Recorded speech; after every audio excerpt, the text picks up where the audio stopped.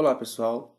Na aula de Química Orgânica de hoje, nós vamos tratar do nosso primeiro tipo de reação orgânica.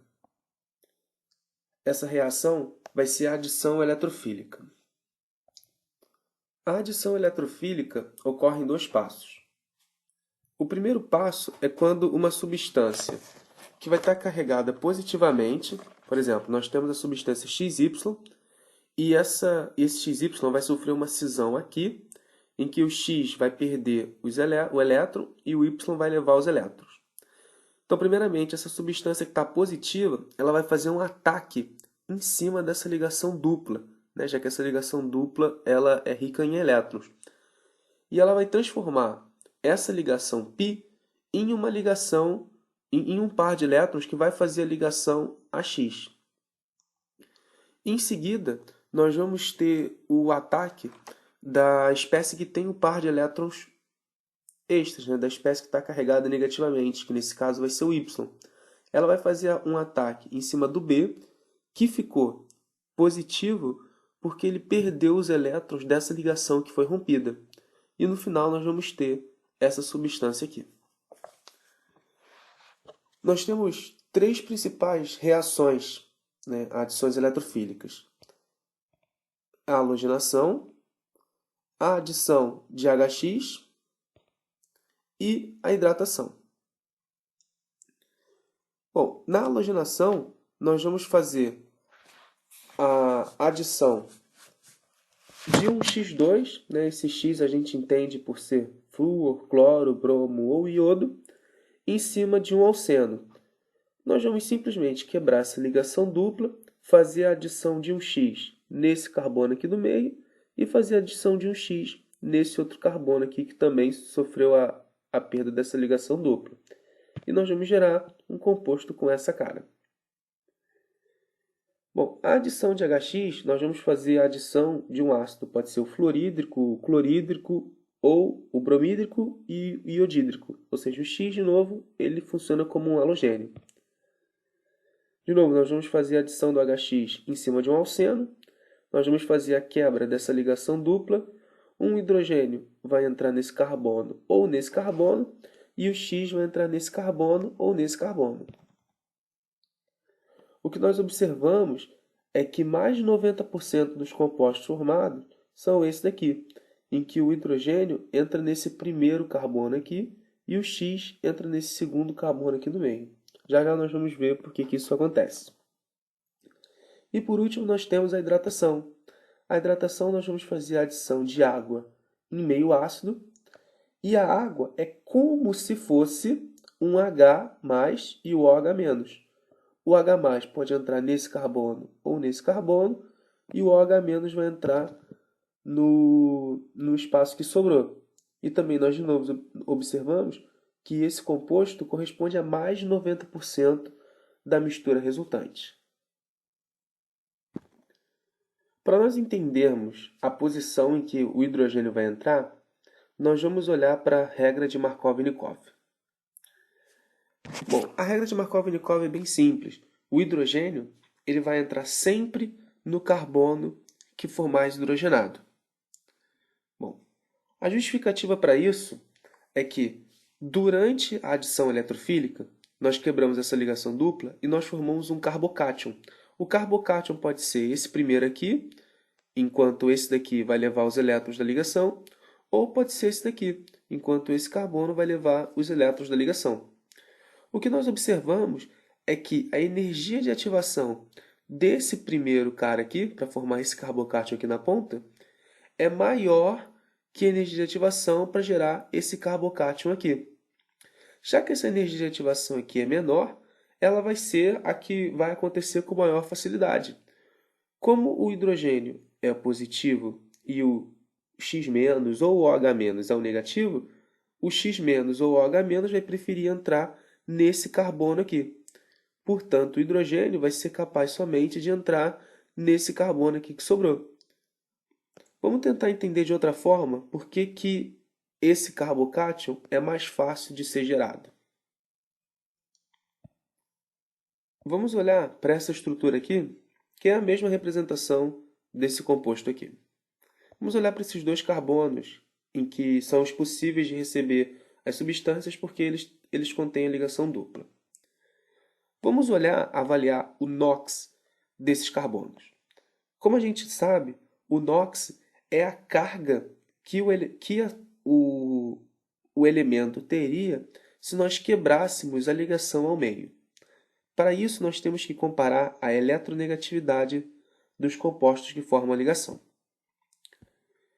Olhando para essa primeira ligação, entre carbono e hidrogênio, nós sabemos que o carbono é mais eletronegativo que o hidrogênio. Então, esse par de elétrons está mais perto do carbono. Então, ele está ganhando um elétron. Nessa ligação aqui é carbono com carbono. Então, o par de elétrons está equidistante desses dois átomos. Isso quer dizer que esse carbono não está ganhando nem perdendo elétrons para essa ligação. Olhando para o outro lado, é a mesma coisa. São dois carbonos, então esse par está equidistante. Isso quer dizer que esse carbono não está ganhando nem perdendo nenhum elétron. Então, esse hidrogênio aqui, esse carbono, ele está com uma carga de -1, já que ele está ganhando somente um elétron. Olhando para o outro carbono, ele está ligado a dois hidrogênios.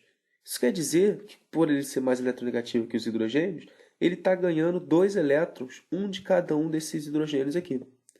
E nessa ligação aqui, como ele está ligado ao carbono, ele não está ganhando nem perdendo elétrons. Isso quer dizer que ele está ganhando agora dois elétrons dos hidrogênios que estão ligados a ele. Isso quer dizer que esse segundo carbono aqui, que é o carbono secundário, ele tem uma carga positiva maior que esse carbono aqui. Isso quer dizer que ele é mais propenso a formar o carbocátion em relação a esse cara. Por isso que a energia de ativação 2, que é para gerar esse carbono aqui como carbocátion, é menor, bem menor na verdade, que a energia de ativação para esse cara virar um carbocátion, já que ele tem uma tendência muito grande a ficar negativo. Por isso que o hidrogênio, sendo o H+, ele vai preferir entrar nesse carbono, porque esse carbono é mais negativo que esse daqui. Daí a justificativa para o Markov-Nikov. Vamos avaliar agora uma das reações e ver como é que funciona, na verdade, o mecanismo da adição, por exemplo, de água em cima de um alceno. Vamos supor que nós tenhamos o nosso alceno aqui, e antes de sofrer a reação com água, ele vai sofrer a reação daquele H+ que nós colocamos inicialmente. Como nós sabemos, né, esse carbono daqui, ele é mais negativo, então ele vai receber esse H+ aqui. Isso quer dizer que esse hidrogênio vai entrar aqui e esse cara aqui ele vai ficar na forma de um carbocátion. Então nós vamos ter esse composto. Agora esse composto ele vai sofrer a reação com água, né? Nós sabemos que o oxigênio tem dois pares de elétrons disponíveis. Esses pares vão fazer o ataque em cima desse carbocátion. Nós vamos gerar esse composto. Bom, agora esse composto ele vai sofrer uma nova adição, na verdade vai sofrer uma nova reação com água. Bom, como esse oxigênio aqui ele está instável, né, ele está positivo, ele está querendo se livrar de um H+, para que ele possa ficar de segunda regra do octeto. Então ele vai querer perder um desses hidrogênios aqui na forma de H+. Esse hidrogênio na forma de H+, ele vai sair na água na forma de H3 ou mais, que é a representação real do nosso H+. Então isso quer dizer que o H+ ele foi usado aqui e ele se regenerou aqui. Então ele funcionou apenas como um catalisador para essa reação. Ele participou da reação, mas ele foi regenerado no final. E o que sobrou aqui, já que esse oxigênio perdeu esse hidrogênio, foi somente uma hidroxila. Então o que nós geramos no final foi um álcool. Quando nós fazemos a adição de água em alcinos, acontece a mesma coisa. Nós primeiro fazemos a quebra de uma dessas ligações π aqui e colocamos uma hidroxila nesse carbono e o hidrogênio no outro carbono. O mecanismo é análogo àquele que a gente acabou de fazer para os alcenos. E aqui nós temos dois exemplos, um gerando um enol secundário e aqui gerando um enol primário. Nós sabemos das aulas de isomeria que o enol é um composto instável e basicamente todo ele decai, formando uma carbonila. Nesse primeiro caso, como nós temos um carbono secundário, a carbonila gerada vai ser a de uma cetona. E nesse caso aqui, como nós temos um carbono primário, a carbonila gerada ela vai ser a de um aldeído. Então, a adição de água em alcinos ela não gera um álcool. Na verdade, ela gera uma cetona ou um aldeído. Nós também podemos fazer adições, além de fazer quebra de uma ligação dupla, fazer a quebra de um ciclo. Bom, a quebra de um ciclo ela vai se dar principalmente em cima de ciclos com 3 ou 4 carbonos. Nós vamos fazer simplesmente a quebra aqui, por exemplo, desse ciclo. Nós vamos ficar com esse carbono com uma valência livre e esse carbono com uma valência livre. Nesse carbono nós colocamos um X, nesse carbono nós colocamos um Y. Para o ciclobutano, por exemplo, nós fazemos a mesma coisa. Fazemos a quebra dessa ligação aqui. Essa valência livre recebe um X, essa valência livre recebe um Y. Já para o pentano, a partir do pentano em diante, nós não conseguimos fazer essa quebra aqui com facilidade, né? Nós precisamos de uma energia, precisamos de um aquecimento extremamente alto para que nós possamos fazer a quebra desse ciclo aqui. Bom, a justificativa se dá por causa da tensão das ligações. Todos esses carbonos aqui, eles são do tipo sp3. Se nós lembrarmos, né, são aqueles carbonos que possuem somente ligação simples e têm geometria tetraédrica. Mas se nós olharmos para essa geometria aqui, essa geometria é triangular. Isso quer dizer que esse ângulo aqui entre as ligações dos carbonos é, na verdade, de 60 graus, que é bem menor que o 109 graus, aproximadamente, que é o ângulo que o tetraedro teria. Nesse carbono aqui, nesse composto, o que nós temos é um ângulo aqui de 90 graus, que também é bem menor que o valor de 109 graus que nós teríamos para esse carbono que é do tipo sp3. Isso quer dizer que essas ligações estão muito tensas, então elas são fáceis de serem quebradas para poder sofrer uma adição. Agora, se nós olharmos para o ciclopentano, o ciclopentano, esse ângulo aqui interno, vale 108 graus, que é bem próximo do ângulo de 109 graus que teria o nosso carbono sp3 se fosse uma geometria, se fosse uma molécula aberta. Isso quer dizer que essa reação aqui, ela basicamente não vai se processar. Nós vamos precisar de um aquecimento muito grande para que essa reação ocorra. Tá, e quando nós tratamos de mais carbonos?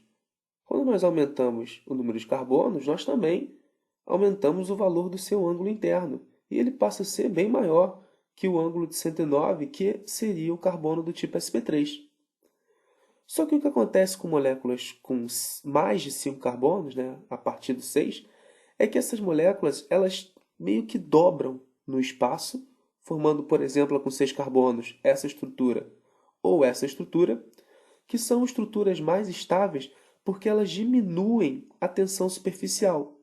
Isso quer dizer que como essas duas estruturas aqui elas são mais estáveis porque diminuíram a tensão superficial, vai ser muito difícil fazer uma adição em cima, fazer uma quebra desse ciclo para fazer uma adição. Com 7 carbonos acontece a mesma coisa, nós geramos outras estruturas espaciais que são mais estáveis, que diminuem a tensão superficial. Portanto, fica muito difícil fazer a quebra de ligações de ciclo quando nós temos 5 carbonos ou mais. É isso aí, pessoal. Nossa aula de hoje fica por aqui. Hoje nós falamos sobre a adição eletrofílica, que é a reação principal que ocorre em cima de alcenos ou ciclanos.